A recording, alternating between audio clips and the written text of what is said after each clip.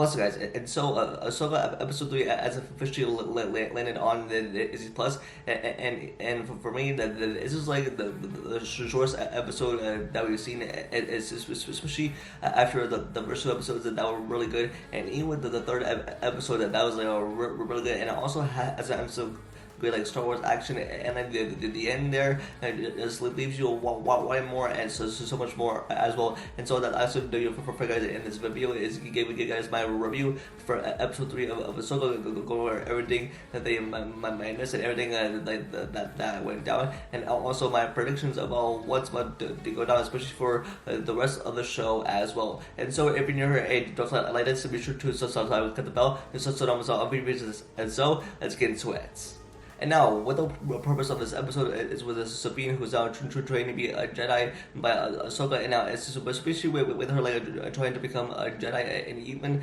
back in episode 1 when she was stabbed by Shin, and even with her like being trained by Ahsoka, I feel like this like and other thing that is being done, and like especially with like Sabine and Hera and Ahsoka that are trying to go find Thrawn, and even with Ezra Bridger as well, and just even throughout like the first half of this episode, especially with her being trained to become a Jedi. And next we see us speaking with the Republic, especially about Thrawn and how they are gonna find him, and possibly even to find Ezra, and even with that she is revealed, and that Ezra that he probably disappeared with Thrawn trying to defeat him, even though with the Republic that they respond by saying that Ezra that he definitely died while defeating Thrawn, and they revealed of course that Thrawn is dead, and even back in Star Wars Rebels and with everything that was like connected, and even that it is certainly connected like to the show of course, but even so I think like and even I saw a hologram of Ezra, and I think as it continues on later on in the show, maybe we'll get hints like to Ezra coming back, and even with Thrawn as well. And then we see the coolest moment in this episode is when Hera is talking to her son, Jason, and which of who we saw at the end of Star Wars Rebels when the Ghost Crew were going their separate ways, and for what we see that Hera has a son, and then we hear him say these words, "I want to become a Jedi," which I think is like the cutest moment in this episode, especially with their son that wants to be a Jedi as well, but even so with her having a son. Even the whole rest of the episode is that we see Hugo, Ahsoka and Sabine going to a distant planet, and like so they are attacked by a Shin, and even with the Bill and Skull, who's like the villain of the show, are definitely going after them,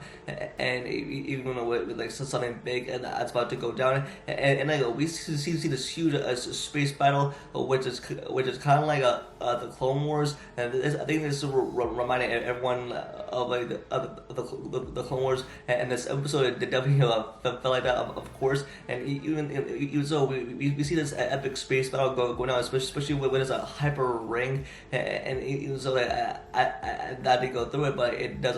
damage to their ship, and this was a fun space battle to see, especially in the short episode of Ahsoka. Even though it was short, but we still got to see a heck of a space battle out of it. And now, even as we see Ahsoka and Sabine in space, even trying to fight like all these ships, not trying to be entertaining, of course, and like try and like